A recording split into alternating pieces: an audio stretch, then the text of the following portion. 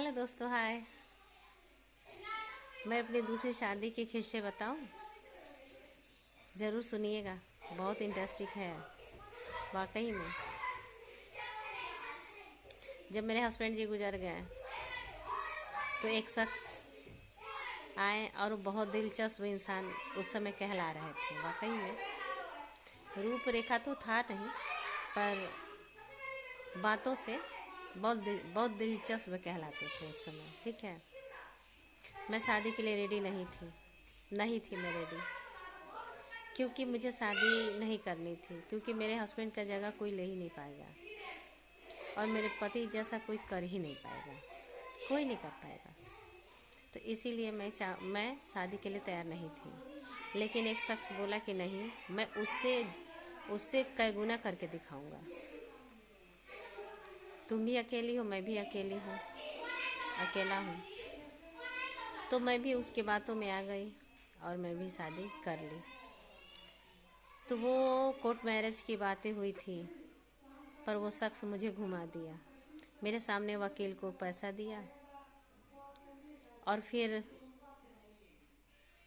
पता नहीं कब वो पैसा ले लिया और फिर मुझे बोला कि वकील बोल रहे हैं कि शादी के बाद कोर्ट मैरिज होती है।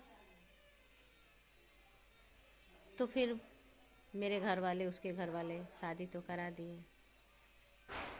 कोर्ट मैरिज उसके जूं कान तक भी नहीं रेंग रहा था, बिल्कुल कुछ नहीं। तो मैं याद दिलाई, जब मैं याद दिलाई तो आग बबूला हो गया। कोर्ट मैरिज करने का कोई मतलब नहीं।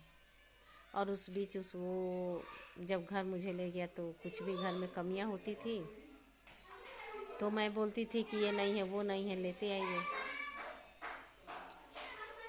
हाँ, तो बोलता था कि मैं नहीं लाऊंगा, तुम ले आओ। मैं कैसे ले आऊँ? पैसा मेरे पास नहीं है, आप लाइए। बोला कि तुम कमाती नहीं हो, तुम ले आओ। मैं बड़ा दंग रह गई कि मैं शादी की हूँ, फिर मैं कमाऊँ भी। ये बातें आपने पहले क्यों नहीं बताया? ठीक है, 2 बार 3 बार उसकी बातें मैं सुनी, इग्नोर की। ऐसे सिलसिला चलते रहा।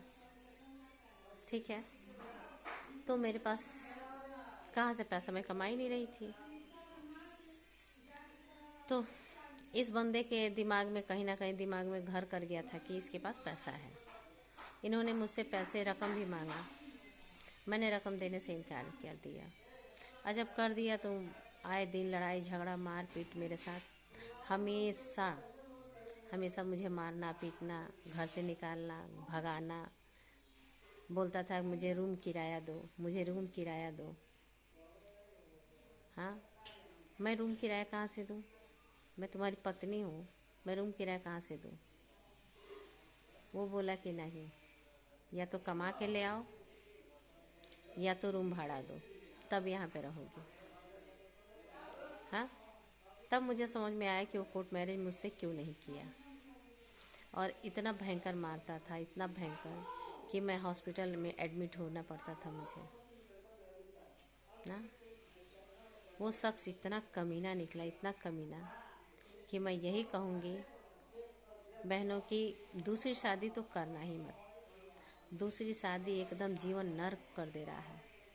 वाकई में इस तरह की ठोकरें समझ में आ रही है। मानते हैं कि दुनिया बहुत ख़राब है, बहुत ही ख़राब है। औरत वाकई में कच्ची मिट्टी का घड़ा ही होती हैं। लड़कियां तो होती ही हैं, पर औरतें भी होती हैं जिसका पति ना रहे वो। ये सब सोच करके मैं शादी के लिए हाँ कर दी थी, पर परिणाम क्या हुआ कि मैं छिया-लेदर हो गई, कहीं के ना रही मैं। ठीक है, फिर मैं रूम रेंट पर ढूंढी हूँ और मैं रूम ढूंढ करके रेंट पे हूँ। और टेंशन यही रहता है कि अब भाड़ा कहाँ से दूँगी और पेट पर्दा कैसे चलेगा। वो इंसान मुझे इतना झांसा दिया, वाकई में। तो बस यही मैं कहूँगी कि आप लोग दूसरी शादी ना करिए, क्योंकि दूसरी शादी बहुत खराब होता है, कुछ सही नहीं होता है, कुछ नहीं।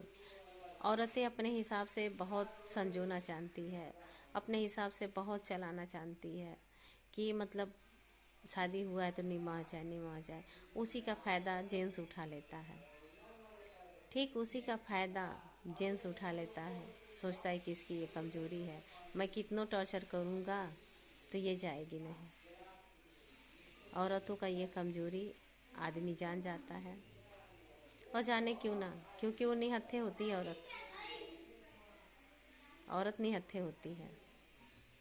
लेकिन मैं यही कहूँगी कि अगर कोई ऐसा कानून है तो ये जो झांसे देने वाले पति होते हैं, और हाँ, मेरे मायके से दहेज भी मांगता था, बोलता था तुम अपने मायके से क्या लेके आई हो, ये सारी बातें बोलता था मुझसे, ठीक है। तो वो उससे मुझे मायके से दहेज भी चाहिए था। मेरा वाकई में मेरा बहुत बुरा हाल किया उसने, बहुत बुरा हाल किया। पर क्या करूं, फिर भी मैं सोची कि निभा ले जाऊं, पर बहुत कमीना इंसान, ठीक है ना। क्या करूं, बस मैं बहुत बहुत परेशान रहती हूँ।